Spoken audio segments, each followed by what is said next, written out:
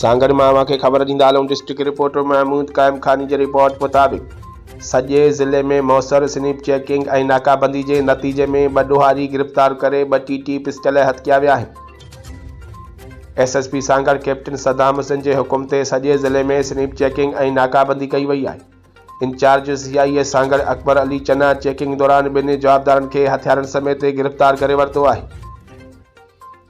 पहिरीं कार्रवाईअ में शहदादपुर पुलिस जे सहकार सां जवाबदार महताब अली चांजो खे गिरफ़्तार करे संदसि कब्ज़े मां बग़ैर लाइसेंस टीटी पिस्टल 30 बोर हथ करे वरितो आहे।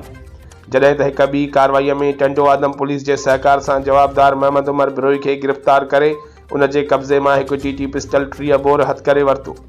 ॿिन्ही जवाबदारनि ख़िलाफ़ सिंधु आर्म्स एक्ट जे कलमनि तहत लाॻापियल थाणनि ते केस दाख़िल कया विया आहिनि।